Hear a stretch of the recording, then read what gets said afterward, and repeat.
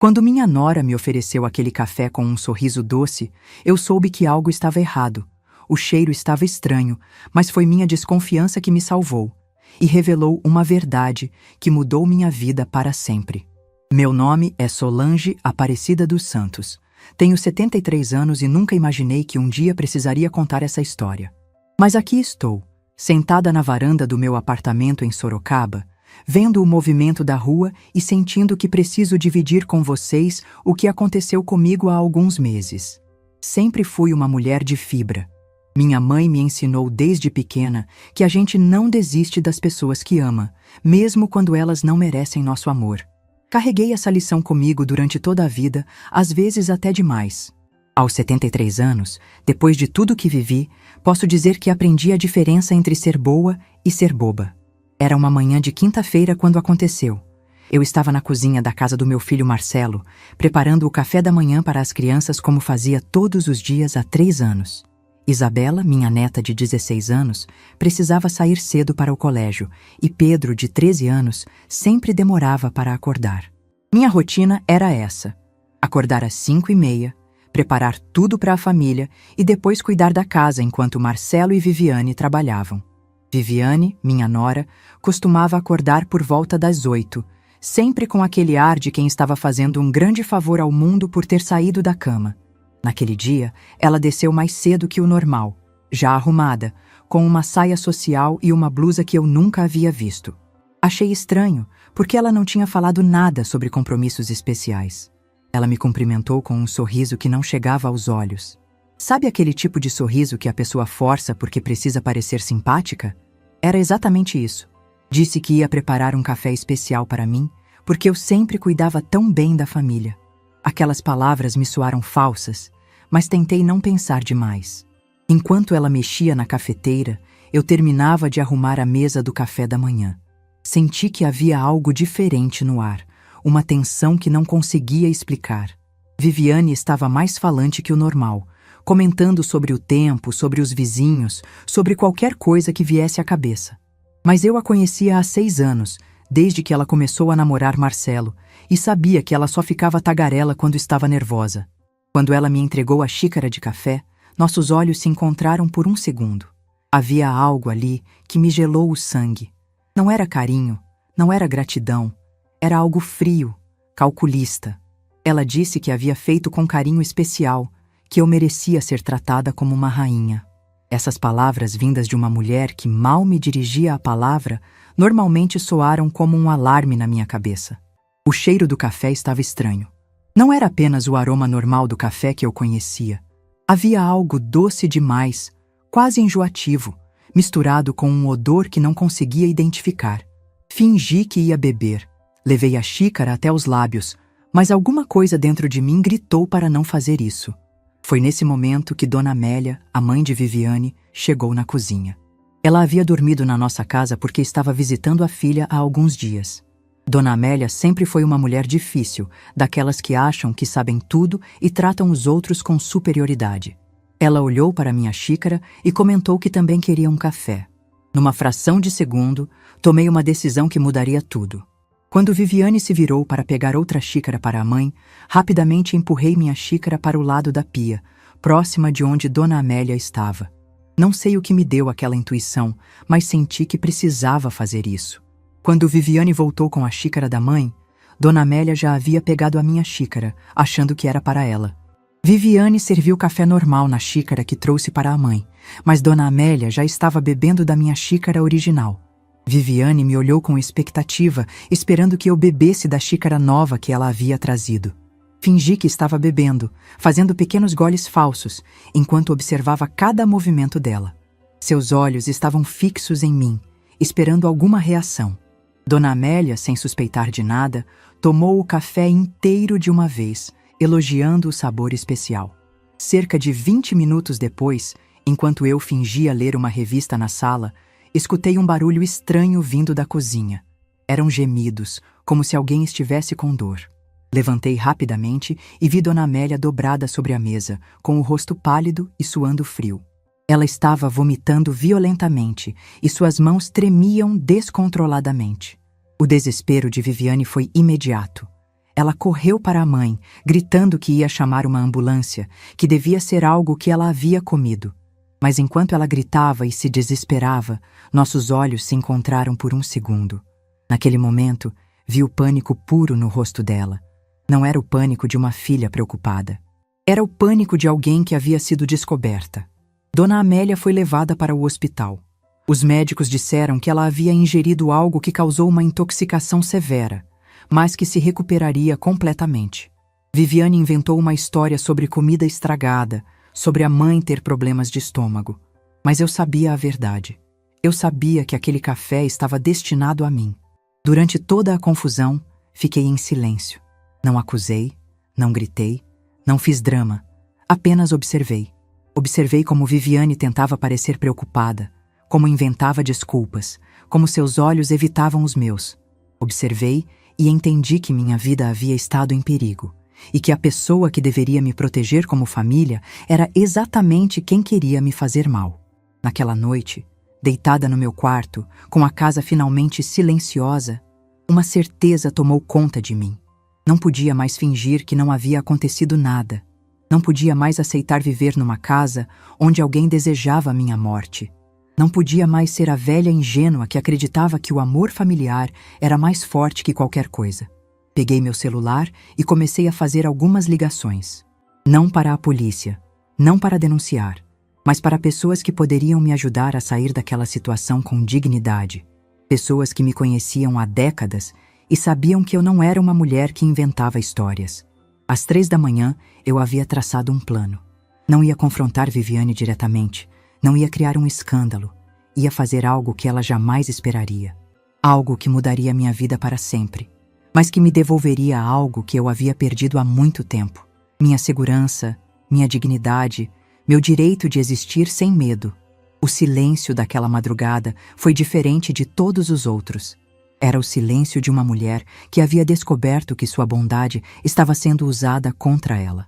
Era o silêncio de uma mulher que finalmente havia acordado para a realidade.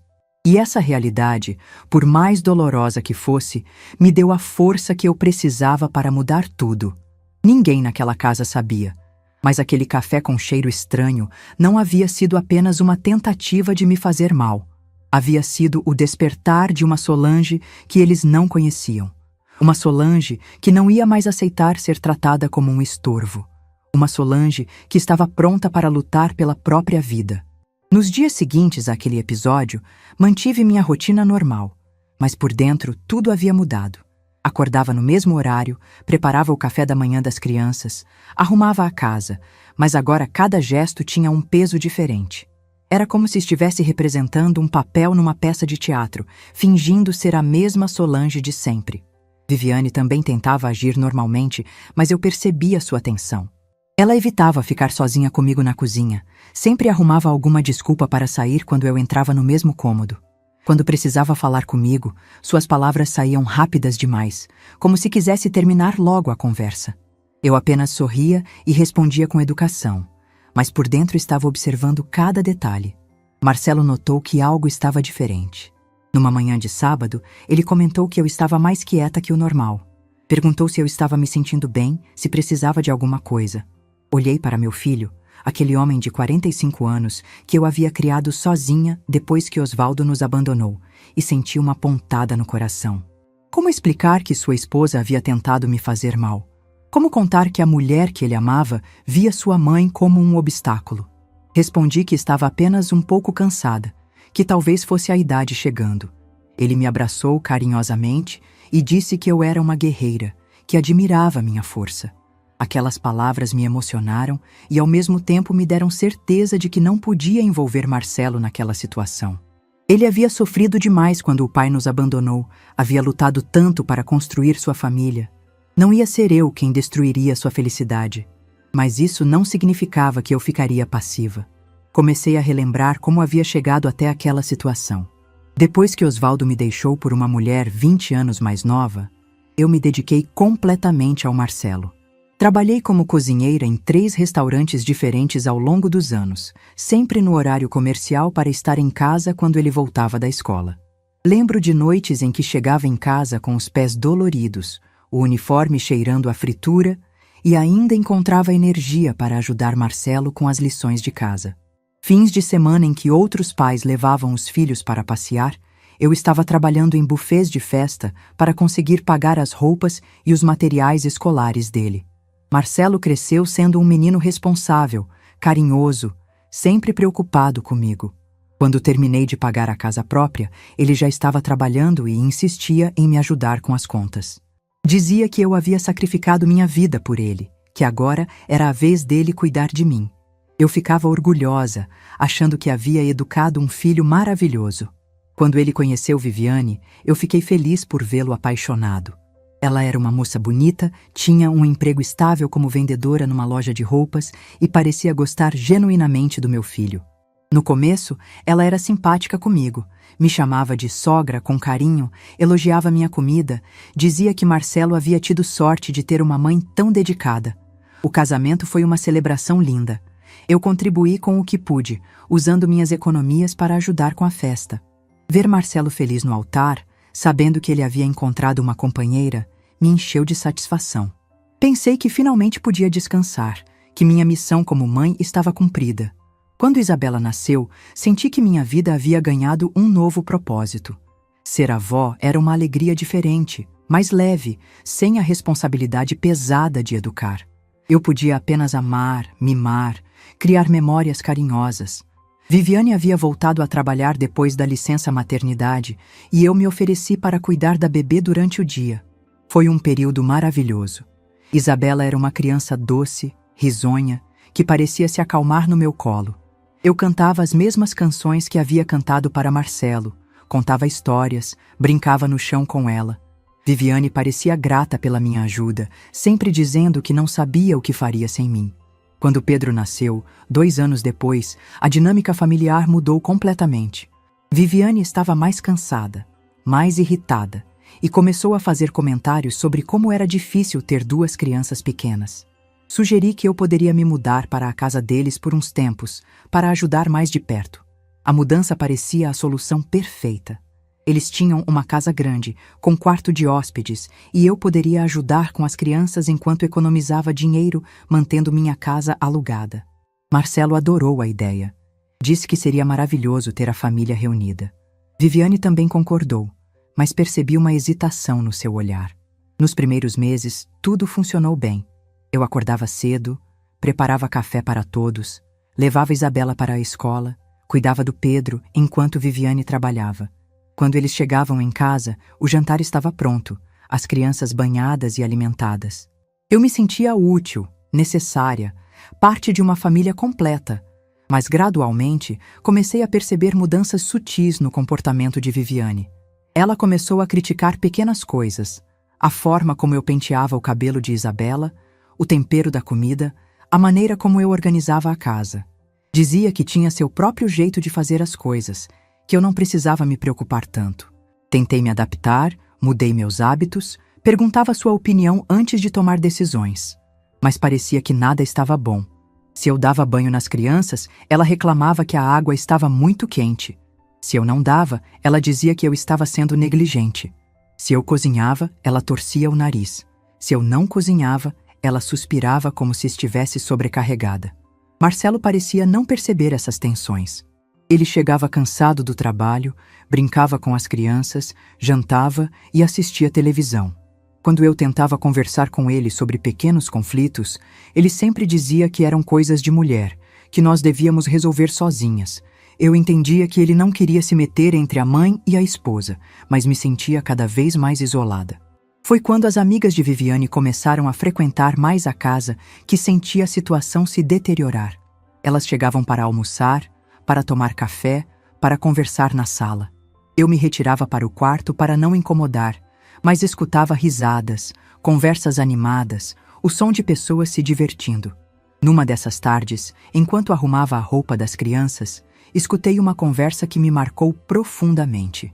Uma das amigas de Viviane comentou que ela tinha sorte de ter uma sogra que cuidava de tudo, que parecia uma empregada doméstica gratuita. Viviane riu e disse que às vezes se sentia assim mesmo, que eu fazia questão de assumir todas as responsabilidades. Outra amiga brincou dizendo que Viviane tinha uma vida de rainha, que não precisava se preocupar com nada doméstico. Viviane respondeu que às vezes era bom, mas que também tinha desvantagens, que não podia ter total liberdade na própria casa. Disse que eu sempre estava ali, observando, dando palpites, como se fosse a dona da casa. Aquelas palavras me atingiram como uma bofetada. Eu que pensava estar ajudando, estava sendo vista como uma intrusa. Eu que abria mão da minha privacidade, da minha rotina, do meu espaço, estava sendo considerada um incômodo. Naquele momento, entendi que minha presença não era bem-vinda, mas eu ainda não sabia o quanto. Comecei a me diminuir ainda mais.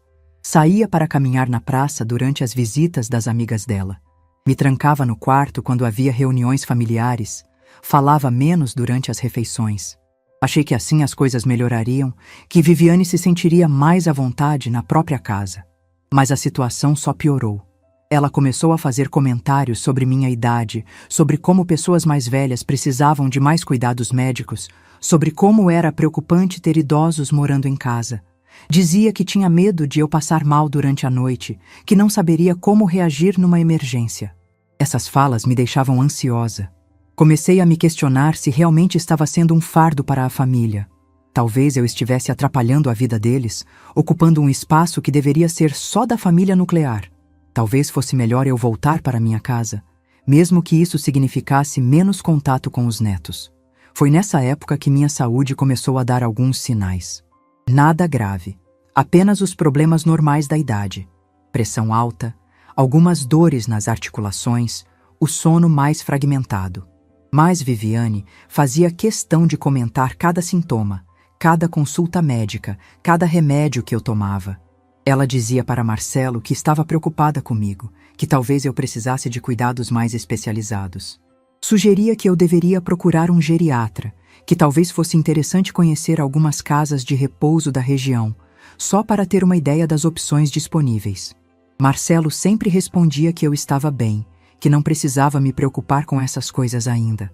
Mas percebi que as palavras de Viviane estavam plantando sementes de preocupação na cabeça dele. Ele começou a me perguntar mais sobre minha saúde, a insistir para eu fazer exames de rotina, a observar meus movimentos com mais atenção. Dona Conceição, minha vizinha há mais de 15 anos, começou a notar que eu estava diferente. Quando nos encontrávamos no mercado ou na praça, ela comentava que eu parecia mais magra, mais cansada. Perguntava se estava tudo bem na casa do Marcelo, se eu estava feliz morando lá. Eu sempre respondia que estava tudo ótimo, que adorava conviver com os netos, que me sentia útil ajudando a família. Mas Dona Conceição me conhecia bem demais para acreditar completamente. Ela dizia que eu tinha um brilho no olhar que havia se apagado, que minha alegria parecia forçada. Numa tarde em que nos encontramos no banco, ela foi mais direta.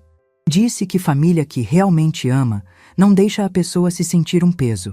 Que se eu estava sempre preocupada em não incomodar, talvez fosse porque alguém estava me fazendo sentir que eu incomodava. Suas palavras me tocaram fundo, mas ainda não estava pronta para admitir que havia algo errado. Continuei fingindo que estava tudo bem, que era apenas uma fase de adaptação. Mas no fundo, sabia que Dona Conceição estava certa. Eu havia perdido minha espontaneidade, minha tranquilidade, minha sensação de pertencer a algum lugar. Estava vivendo na ponta dos pés, tentando ser invisível na minha própria vida. E foi assim que cheguei àquela manhã de quinta-feira, quando Viviane me ofereceu o café com cheiro estranho. Eu já estava fragilizada, já me sentia um estorvo, já duvidava do meu próprio valor. Talvez por isso minha intuição tenha funcionado tão bem. Quando você já está esperando ser rejeitada, fica mais fácil perceber quando alguém quer realmente se livrar de você. Percebi que Viviane havia mudado sua rotina. Ela estava saindo mais cedo para o trabalho e voltando mais tarde, sempre com desculpas sobre horas extras ou reuniões. Mas quando eu ligava para a loja onde ela trabalhava, as colegas diziam que ela havia saído cedo ou que nem havia aparecido. Uma tarde, quando estava estendendo roupa no quintal, escutei Viviane conversando ao telefone no quarto. Ela falava baixo, mas consegui captar algumas palavras soltas. Não deu certo. Ainda está aqui. Preciso de outro plano. Meu coração disparou. Aquela conversa não podia ser sobre trabalho ou sobre assuntos familiares normais. Comecei a observar também o comportamento dela com as crianças. Isabela e Pedro sempre foram carinhosos comigo, mas percebi que Viviane estava plantando sementes de distanciamento. Ela dizia para eles que eu estava ficando esquecida, que não deviam me incomodar quando eu estivesse descansando, que vovó precisava de mais silêncio porque pessoas da minha idade se cansavam facilmente. Isabela, que sempre gostou de conversar comigo sobre a escola, sobre os amigos, começou a se afastar. Quando eu tentava puxar assunto, ela respondia com monossílabos e logo arrumava uma desculpa para sair. Pedro, que adorava que eu contasse histórias na hora de dormir, começou a dizer que preferia que a mãe colocasse ele para dormir. Essas mudanças me doíam profundamente. Eu sentia que estava perdendo meus netos, que eles estavam sendo influenciados a me verem como uma pessoa problemática. Mas não podia culpá-los. Eles eram apenas crianças, absorvendo os sinais que recebiam dos adultos ao redor. Foi quando decidi procurar Dona Conceição. Não podia mais guardar aquela angústia sozinha. Numa tarde em que Viviane havia saído e as crianças estavam na escola, fui até a casa dela. Encontrei minha amiga regando as plantas no jardim, com aquele sorriso acolhedor que sempre me tranquilizava. Sentamos na varanda e, pela primeira vez em meses, abri meu coração completamente. Contei sobre os comentários constantes de Viviane, sobre como me sentia um estorvo na casa, sobre o episódio do café e sobre minhas suspeitas. Dona Conceição me escutou em silêncio, apenas balançando a cabeça com expressão preocupada. Quando terminei de falar, ela segurou minha mão e disse: Solange, você precisa sair dessa casa. Essa moça não quer apenas que você se afaste. Ela quer que você desapareça completamente. Suas palavras confirmaram meus piores medos, mas também me deram a coragem que eu precisava para encarar a realidade. Dona Conceição me contou que havia percebido movimentos estranhos na casa do Marcelo. Carros desconhecidos parando na frente, pessoas que ela não reconhecia entrando e saindo. Ela achava que eram visitas de trabalho ou amigos, mas agora suspeitava que pudesse ser algo mais sério. Ela também me revelou que havia escutado Viviane conversando com uma vizinha alguns dias antes. Viviane havia comentado que estava preocupada com minha saúde mental, que eu andava confusa, esquecida, que talvez precisasse de cuidados especiais. A vizinha havia sugerido que existiam lugares especializados para idosos com problemas de memória. Aquela informação me gelou o sangue. Viviane estava preparando o terreno para questionar minha capacidade mental. Se algo acontecesse comigo, se eu fosse encontrada em estado alterado, todos diriam que eu já vinha apresentando sinais de confusão. Ninguém suspeitaria que havia sido induzido. Dona Conceição sugeriu que eu procurasse ajuda médica, que fizesse exames para comprovar que estava em plenas condições mentais. Também me aconselhou a conversar com algum advogado para entender meus direitos e saber como me proteger legalmente. Naquela mesma tarde, liguei para Dr. Henrique, um médico da família que me acompanhava há anos. Marquei uma consulta e pedi para fazer uma avaliação completa, incluindo exames neurológicos. Expliquei que estava me sentindo questionada sobre minha capacidade mental e precisava de documentos que comprovassem minha lucidez. Dr. Henrique ficou surpreso com meu pedido, mas entendeu a seriedade da situação. Ele me conhecia há décadas, sabia que eu era uma mulher lúcida e responsável. Disse que faria todos os exames necessários e que me daria um laudo médico detalhado sobre minha condição mental. Enquanto esperava os resultados dos exames, comecei a documentar tudo o que acontecia na casa. Anotava em um caderninho os comentários de Viviane, as mudanças de comportamento, os episódios estranhos. Não sabia se essas informações seriam úteis no futuro, mas sentia que precisava ter algum tipo de registro. Foi durante essa época que descobri algo que mudou completamente minha perspectiva sobre a situação. Numa manhã em que todos haviam saído, decidi organizar os papéis da casa, algo que sempre fazia para ajudar Marcelo. Enquanto arrumava as gavetas do escritório, encontrei alguns documentos que me chamaram a atenção. Havia orçamentos de casas de repouso, panfletos de clínicas especializadas em idosos, informações sobre internação involuntária. Todos guardados numa pasta com meu nome escrito à mão. Havia também anotações sobre minha rotina, meus hábitos, minhas pequenas confusões normais da idade. Mas o que mais me chocou foi encontrar uma conversa impressa, aparentemente de um grupo de WhatsApp. Viviane havia compartilhado com as amigas detalhes sobre minha saúde, sobre episódios que ela inventava ou exagerava. Dizia que eu estava ficando perigosa, que já havia esquecido o fogão ligado, que às vezes não reconhecia as pessoas. Tudo aquilo eram mentiras. Eu nunca havia esquecido o fogão ligado, nunca havia tido problemas de reconhecimento. Mas Viviane estava construindo uma narrativa, criando evidências falsas para justificar uma eventual internação. Ela estava documentando minha deterioração mental para usar quando fosse conveniente. Fotografei todos aqueles documentos com meu celular. Minhas mãos tremiam enquanto fazia as fotos, mas sabia que aquelas eram as provas que eu precisava.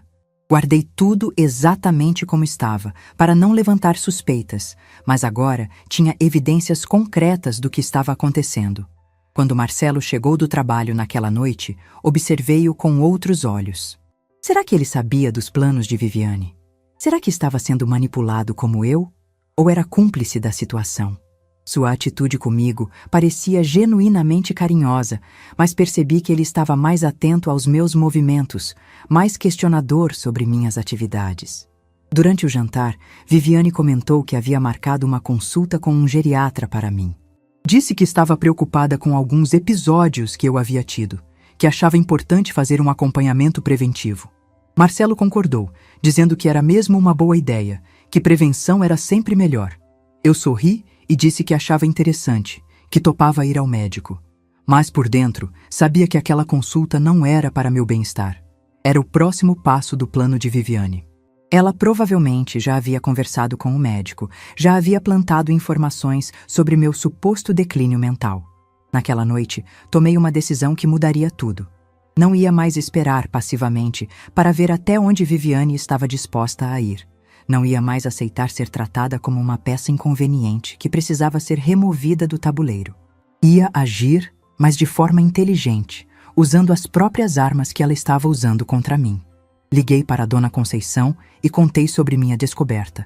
Ela ficou horrorizada, mas também me parabenizou pela coragem de investigar. Disse que eu precisava sair daquela casa imediatamente, que não era seguro continuar convivendo com uma pessoa capaz de tanto planejamento malicioso. Mas eu não queria apenas sair. Queria que Viviane soubesse que eu havia descoberto seus planos.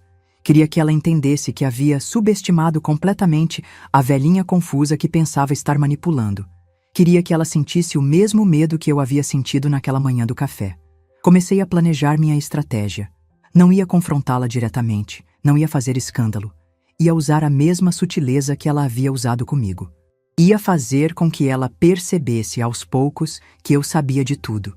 Ia inverter o jogo, fazendo com que ela se sentisse observada, questionada, insegura. Primeiro, comecei a fazer comentários aparentemente inocentes sobre memória e lucidez. Durante as refeições, falava sobre notícias que havia lido sobre pessoas que fingiam ter problemas mentais, sobre casos de idosos que foram internados injustamente.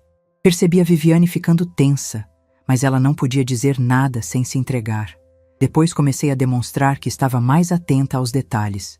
Comentava sobre pessoas que haviam visitado a casa, sobre conversas telefônicas que havia escutado, sobre documentos que havia visto.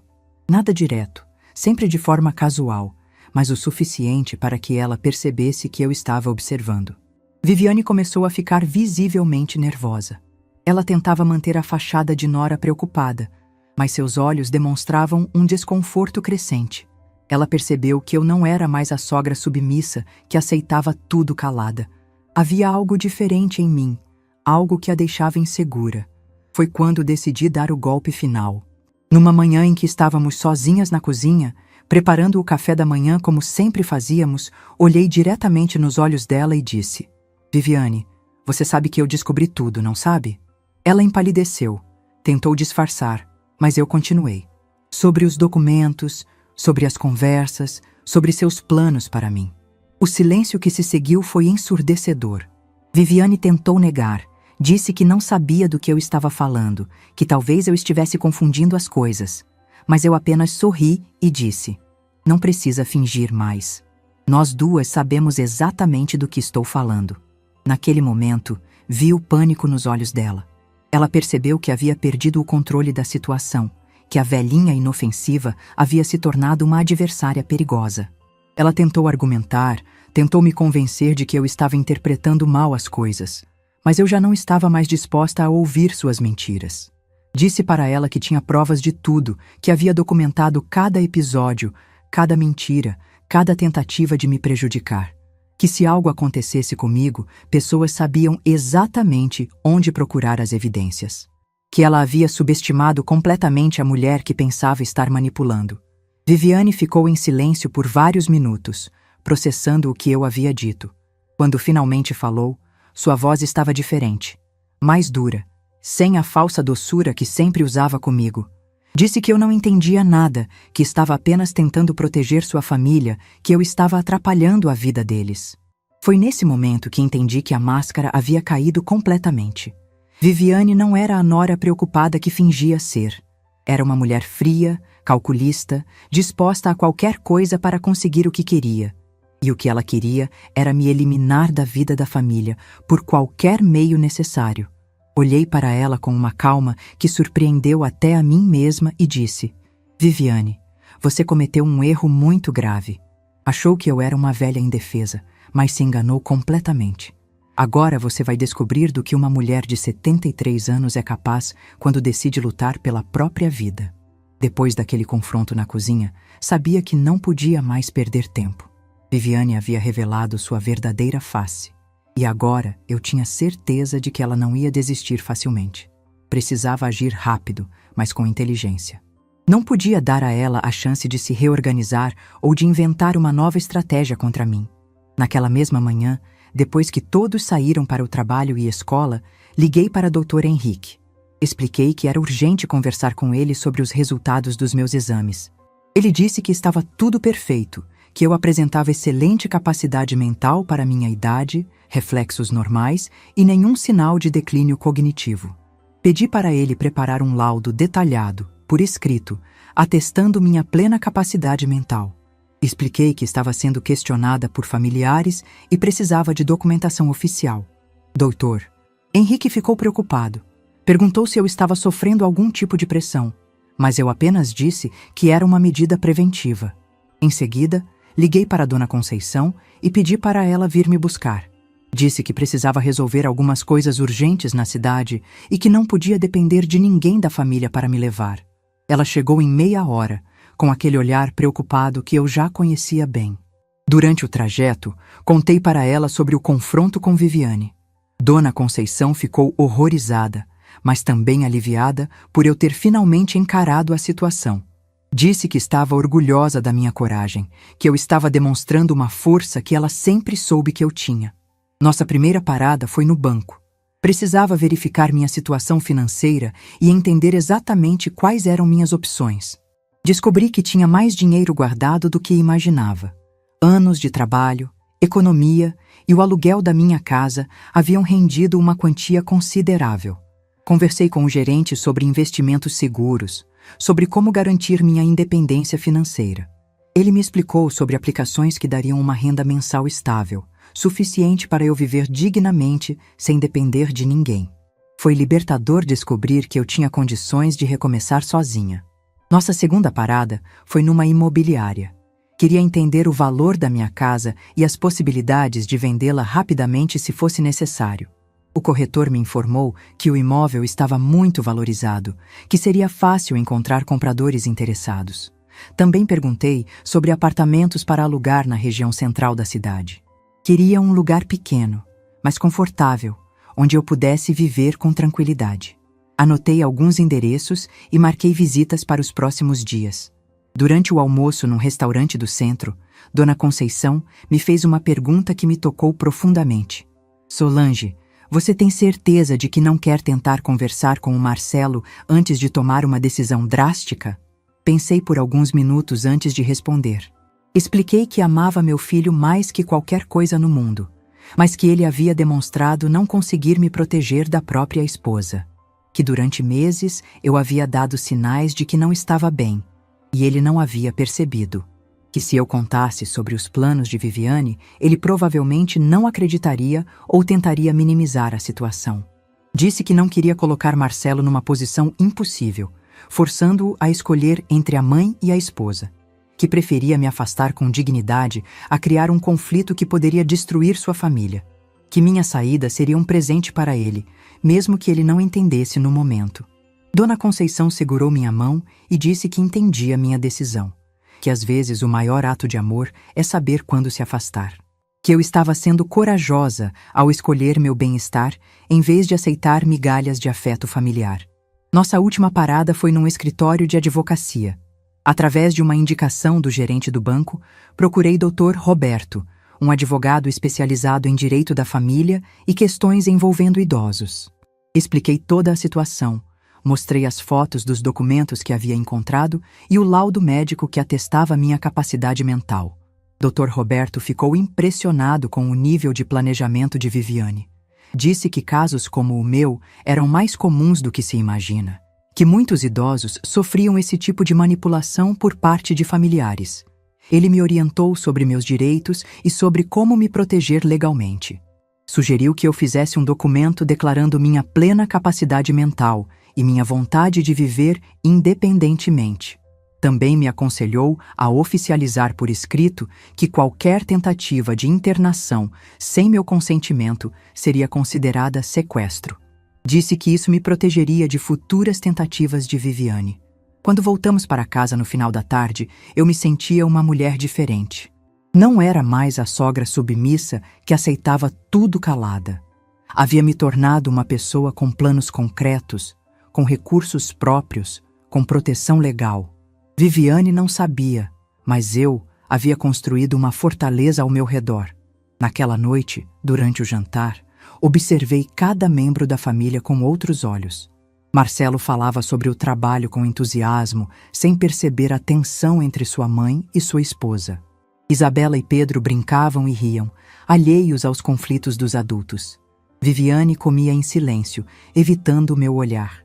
Depois do jantar, quando estava ajudando a arrumar a cozinha, Viviane se aproximou de mim. Falou baixo, para ninguém escutar, e disse que esperava que eu não fizesse nada precipitado, que seria melhor para todos se eu esquecesse nossa conversa da manhã e voltasse a agir normalmente. Olhei para ela com um sorriso sereno e disse: Viviane, você ainda não entendeu. Eu não vou mais fingir que está tudo bem. Não vou mais aceitar ser tratada como um problema a ser resolvido. Você criou essa situação, agora vai ter que conviver com as consequências. Ela tentou argumentar, disse que eu estava exagerando, que talvez pudéssemos encontrar uma solução que funcionasse para todos. Mas eu já não estava mais interessada em negociar. Disse que ela havia tido meses para me tratar com respeito e havia escolhido o caminho da manipulação e da crueldade. Nos dias seguintes, comecei a executar meu plano de saída. Visitei 3 apartamentos e escolhi um que me encantou. Era pequeno, mas tinha uma vista linda, ficava perto do centro da cidade e tinha um preço justo. Fechei o contrato de aluguel no mesmo dia. Comecei a separar discretamente minhas coisas pessoais. Não queria criar drama ou despertar suspeitas. Então, fui organizando tudo aos poucos. Separei documentos importantes, fotos de família, roupas essenciais e alguns objetos que tinham valor sentimental. Dona Conceição me ajudou a comprar móveis básicos para o apartamento. Nada muito elaborado, apenas o essencial. Uma cama, um guarda-roupa, uma mesa pequena, 2 cadeiras e alguns utensílios de cozinha. Queríamos que o lugar estivesse pronto para quando eu decidisse me mudar. Durante esse período, percebi que Viviane estava ficando cada vez mais nervosa. Ela tentava manter a fachada de normalidade, mas seus olhos demonstravam ansiedade. Às vezes a pegava me observando, como se estivesse tentando descobrir o que eu estava planejando. Marcelo também começou a notar que havia algo diferente no clima da casa.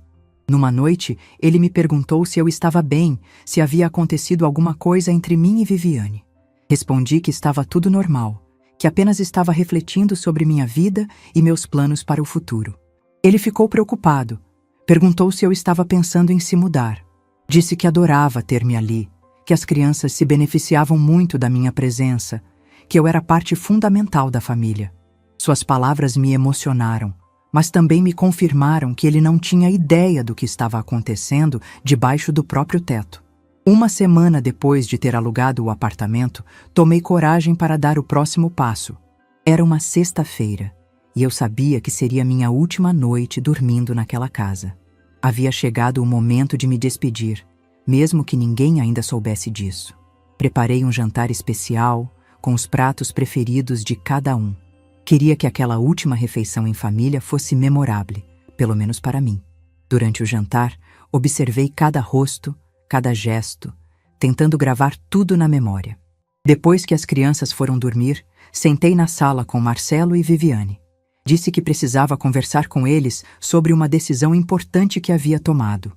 Marcelo ficou atento, Viviane ficou tensa.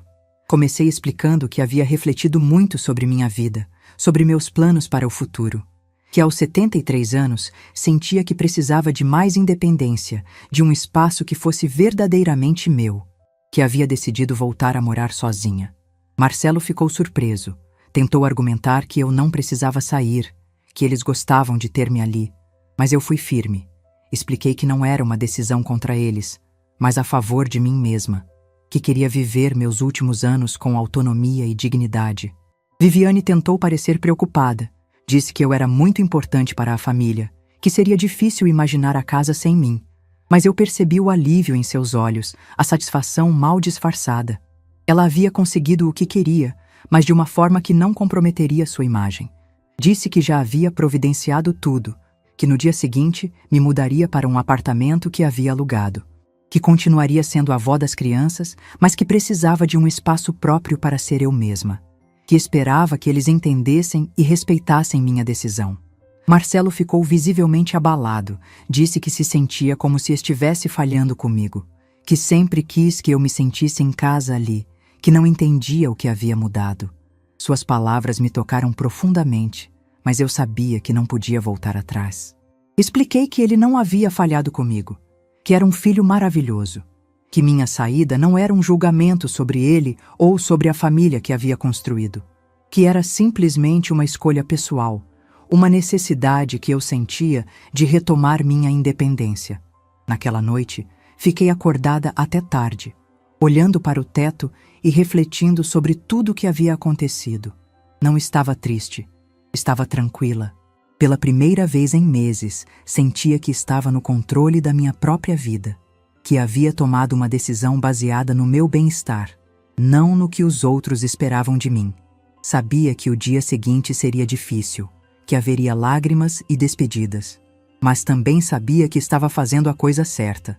Estava escolhendo minha dignidade, minha segurança, minha paz de espírito. Estava escolhendo viver os meus últimos anos nos meus próprios termos.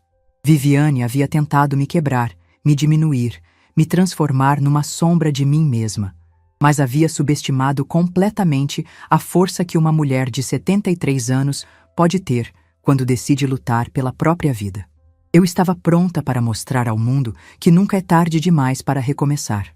A mudança aconteceu numa manhã de sábado ensolarada. Dona Conceição chegou cedo com seu genro, que tinha uma caminhonete para me ajudar a levar minhas coisas. Eu havia embalado tudo durante a semana, em caixas pequenas para não chamar atenção. Minhas décadas de vida cabiam em poucos volumes, mas cada objeto carregava memórias preciosas. Marcelo ajudou a carregar as caixas, com um silêncio pesado que me partia o coração. Ele tentava disfarçar, mas eu via a tristeza em seus olhos. Perguntou várias vezes se eu tinha certeza da decisão, se não queria ficar mais alguns dias para pensar melhor. Respondi sempre com carinho, mas com firmeza, que minha decisão estava tomada. Viviane observava tudo da janela da sala, fingindo organizar umas revistas. Ela não se ofereceu para ajudar, não demonstrou nenhum pesar pela minha saída. Apenas me dirigiu um aceno educado quando eu me despedi, com aquele sorriso falso que eu já conhecia tão bem. Mas percebi algo diferente em seus olhos, um misto de alívio e preocupação. Ela havia conseguido o que queria, mas não da forma que planejara. As crianças ficaram confusas com a mudança. Isabela me perguntou por que eu estava indo embora, se havia feito alguma coisa errada. Abracei-a com força e expliquei que às vezes os adultos precisam de mudanças, que eu continuaria sendo a avó que sempre fui, apenas morando em outro lugar. Pedro chorou um pouco, disse que ia sentir falta das minhas histórias antes de dormir. Prometi para os dois que poderiam me visitar sempre que quisessem, que minha nova casa teria um quarto especial só para quando eles fossem dormir lá, que faríamos programas diferentes, que conheceríamos lugares novos juntos. Tentei transformar aquela despedida em algo positivo, uma nova aventura que começaríamos juntos. Quando chegamos ao apartamento, senti uma emoção inexplicável. Era pequeno, simples, mas era meu, completamente meu. Ninguém poderia me fazer sentir um estorvo ali, ninguém poderia questionar minha presença. Cada cantinho daquele espaço seria ocupado por mim, organizado do meu jeito, decorado com as coisas que eu gostava. Dona Conceição ficou comigo o dia inteiro, ajudando a organizar tudo. Colocamos as roupas no guarda-roupa, arrumamos os poucos móveis, espalhamos as fotografias pelos cômodos. Quando terminamos, olhei ao redor e vi não apenas um apartamento, mas um novo começo. Um lugar onde eu podia ser simplesmente Solange, sem rótulos, sem papéis impostos. Naquela primeira noite sozinha, preparei um jantar simples só para mim. Sentei à mesa pequena da cozinha, olhando pela janela para o movimento da rua e senti uma paz que não experimentava há anos. Não havia vozes me questionando, não havia olhares de desaprovação, não havia tensão no ar. Apenas o silêncio reconfortante de quem está em casa. Nos primeiros dias, estabeleci uma rotina nova. Acordava quando meu corpo pedia, tomava café da manhã sem pressa, lia o jornal inteiro. Saía para caminhar na praça do bairro, conversava com outros idosos, descobria pequenos comércios que não conhecia. Cada dia era uma pequena descoberta, uma oportunidade de ser espontânea. Marcelo me ligava todos os dias, perguntando se eu estava bem, se precisava de alguma coisa. Percebia a preocupação genuína em sua voz, mas também notava que ele estava gradualmente se acostumando com a nova situação. Ele vinha me visitar nos fins de semana.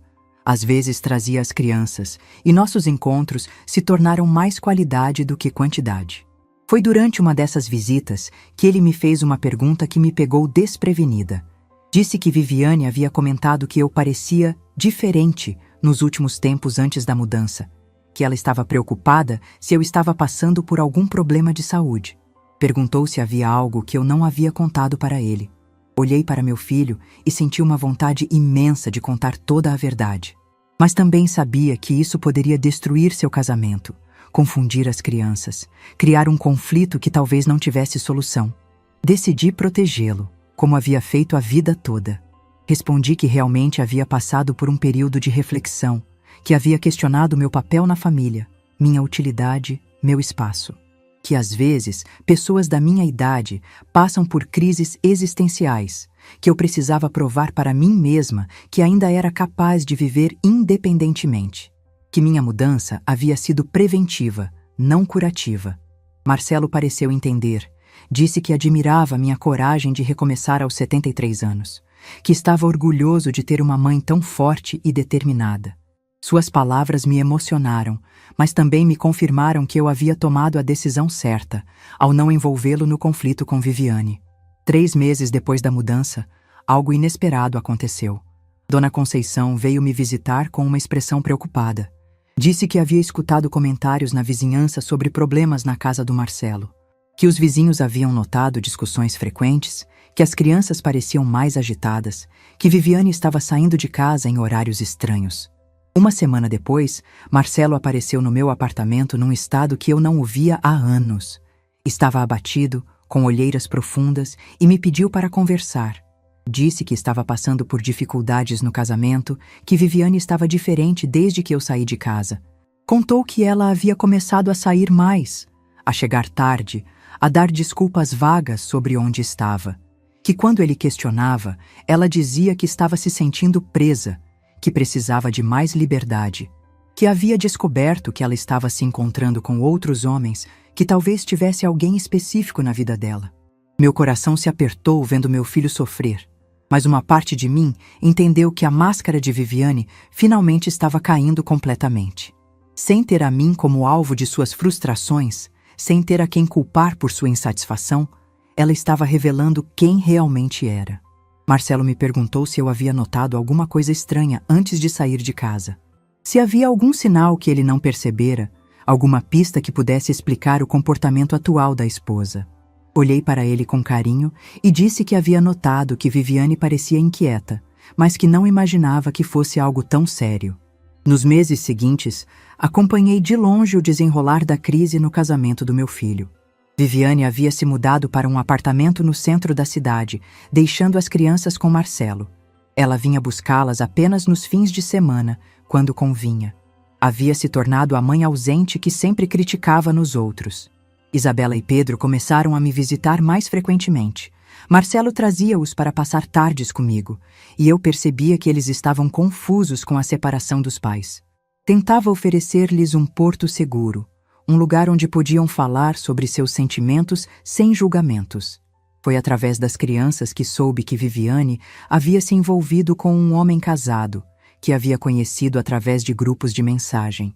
Que ela dizia para as amigas que finalmente estava vivendo sua vida, que havia perdido anos cuidando de uma família que não a valorizava. Que falava de mim como se eu tivesse sido um peso que finalmente tirou das costas. Essa informação me deu uma perspectiva completa do que havia acontecido. Viviane não tentara me eliminar por crueldade pura, mas porque me via como o último obstáculo para sua libertação. Ela achava que, sem mim ali, poderia convencer Marcelo a aceitar sua nova vida, suas ausências, seu desinteresse pela família. Mas a realidade havia se revelado diferente. Sem ter a mim como bode expiatório, sem poder culpar a sogra pelos problemas do casamento, ela precisou assumir a responsabilidade por suas próprias escolhas. E suas escolhas revelaram quem ela realmente era. 6 meses depois da minha mudança, Marcelo veio me visitar com uma proposta inesperada. Disse que queria se mudar para um apartamento maior, próximo ao meu, para que pudéssemos nos ver mais frequentemente. Que queria criar uma nova rotina familiar, onde eu tivesse meu espaço, mas estivesse presente na vida das crianças. Olhei para meu filho e vi um homem mais maduro, que havia aprendido lições difíceis sobre relacionamentos e família. Que havia entendido o valor de ter pessoas que realmente se importam por perto. Que não queria repetir os erros que o levaram a quase perder a mãe. Hoje, 1 ano depois daquela manhã em que Viviane me ofereceu o café com cheiro estranho, posso dizer que encontrei uma paz que não sabia que existia. Vivo numa harmonia que construí com minhas próprias mãos, em decisões que tomei com base no meu bem-estar. Marcelo mora a 2 quadras de distância, e nossa relação se tornou mais verdadeira, mais respeitosa. Isabela e Pedro me visitam quase todos os dias depois da escola, e criamos uma nova dinâmica familiar baseada no amor genuíno, não na obrigação. Viviane desapareceu das nossas vidas. Ela liga para as crianças esporadicamente, sempre com desculpas para não vê-las. Tornou-se exatamente o que sempre criticou: uma mãe ausente, uma pessoa que prioriza seus próprios desejos acima da família. Às vezes me pergunto se fui muito dura, se deveria ter tentado salvar o casamento do meu filho. Mas então, lembro de como me sentia naquela casa, invisível, diminuída, com medo da própria nora. Lembro do café com cheiro estranho, dos documentos escondidos, dos planos sinistros que descobri. E entendo que não salvei apenas minha própria vida. Salvei Marcelo de uma relação tóxica, salvei as crianças de crescerem numa casa cheia de mentiras, salvei toda a família de uma pessoa que era capaz de qualquer coisa para conseguir o que queria.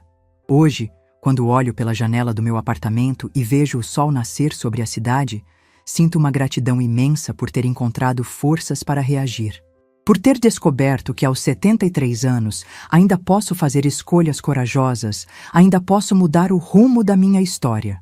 Meu silêncio naquela manhã, quando fingi beber o café e troquei as xícaras, foi o primeiro passo de uma jornada de autodescoberta. Descobri que bondade não é sinônimo de fraqueza, que gentileza não significa aceitar qualquer coisa, que amor próprio é a base de todos os outros amores. Se essa história chegou até você, se tocou seu coração de alguma forma, saiba que nunca é tarde para recomeçar, que nossa idade não define nossa capacidade de luta, que nossa experiência é nossa maior arma contra quem tenta nos diminuir. A vida me ensinou que o verdadeiro amor não precisa de sacrifícios extremos, não exige que nos anulemos, não nos obriga a aceitar migalhas. O verdadeiro amor nos enxerga, nos respeita, nos valoriza pelo que somos, não pelo que podemos oferecer. E foi exatamente esse amor que encontrei quando decidi me amar primeiro. Quando escolhi minha dignidade, minha segurança, minha paz de espírito. Quando entendi que cuidar de mim não era egoísmo, mas necessidade. Hoje sou uma mulher realizada, não porque tenho tudo o que sempre quis, mas porque tenho algo muito mais precioso: a certeza de que mereço respeito, a coragem de exigir dignidade e a sabedoria de saber quando é hora de recomeçar. Se essa história tocou seu coração, deixe seu like, se inscreva no canal e comente aqui embaixo. No meu lugar, o que você faria? Sua mensagem pode iluminar o dia de alguém.